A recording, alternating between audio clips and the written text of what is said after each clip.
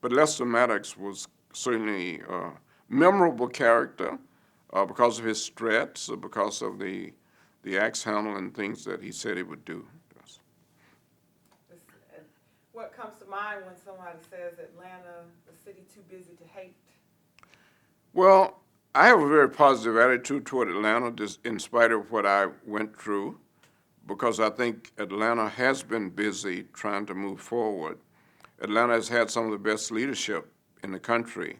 Of course, Maynard Jackson, the first black mayor of Atlanta, just sort of set a very great pace. And I think Atlanta has had great leadership in the city council, at the state, Julian Bond went on to become, of course, a member of the state legislature. And most people remember when he was nominated for president and had to admit that he was too young.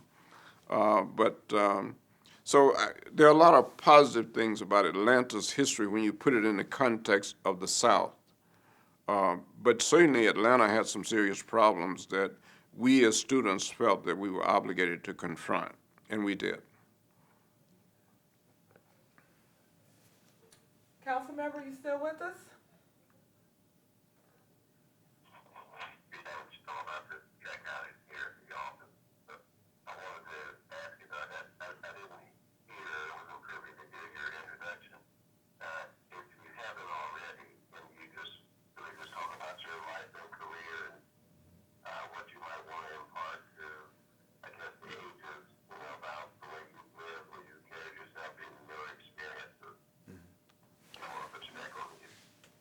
Yeah, I guess the major thing that I would say is that Dr. King said something that has been very important in my life.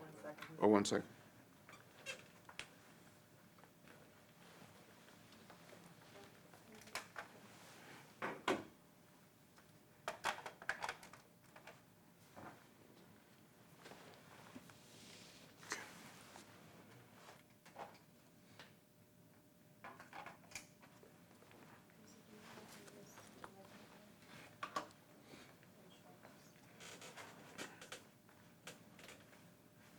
So you ready? Okay.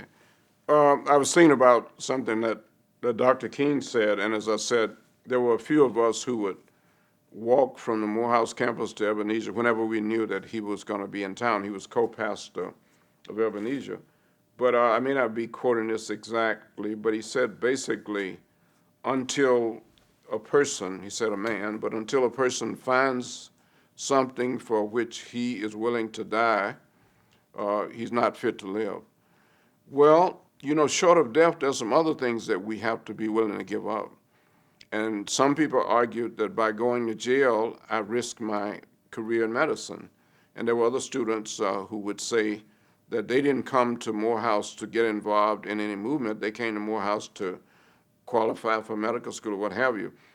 But I have never been sorry that I made the decision to become a part of the student movement. Now, it didn't work out the same for everybody. I imagine there were students who ended up dropping out of school or who had trouble. And of course, if you look at it nationwide, there were even students who were killed. But, and certainly beaten severely, like with the Freedom Rides. But I do think it's important for us to have things that we care about, that we have values, and that we are guided by those values. For example, when I got to medical school, I was faced with situations, even though I was in Cleveland in the north, I once had to walk out on an experience in OBGYN because I thought black women were being mistreated.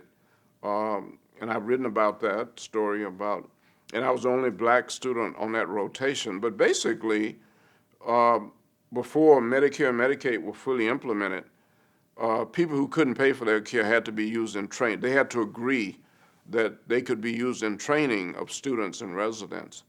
And when I started my OBGYN rotation, they took us in this room. There were 4 black women already in stirrups. And they basically said, we're going to teach you how to do pelvic exams.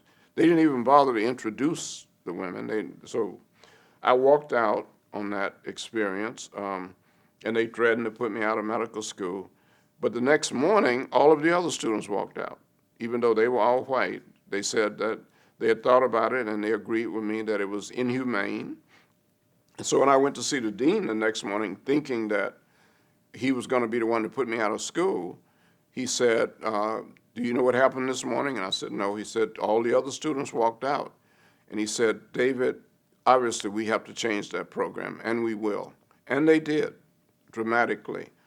And so, but I guess the point I'm trying to make is, it was a big risk to take, but I think what the student movement taught us, what became a part of us as a result of participating in the student movement, is that we really had to have some things that were of value to us, that we cared about enough that we were able to risk some of the other things in our lives, like success.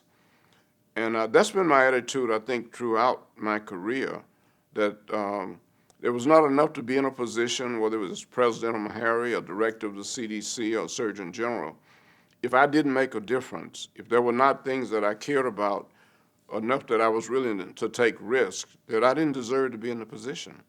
So I think the student movement was sort of the beginning of that for me, and it's been a part of my life ever since.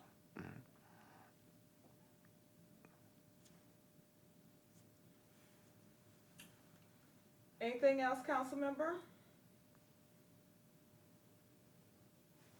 No, that was absolutely fantastic. Thank you very, very much, Dr. Well, That was great. well, thanks for asking the question. I appreciate the opportunity to respond to that. That's a very important part of who I've tried to be in my life and career, is really continuing to keep things in perspective.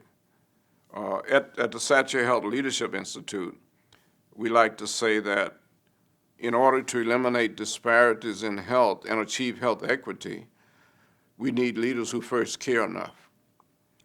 And then we need leaders who know enough, leaders who have the courage to do enough, and leaders who will persevere until the job is done.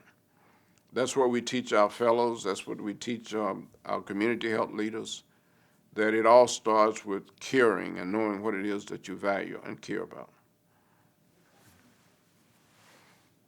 That's excellent. So I better quit while I'm ahead.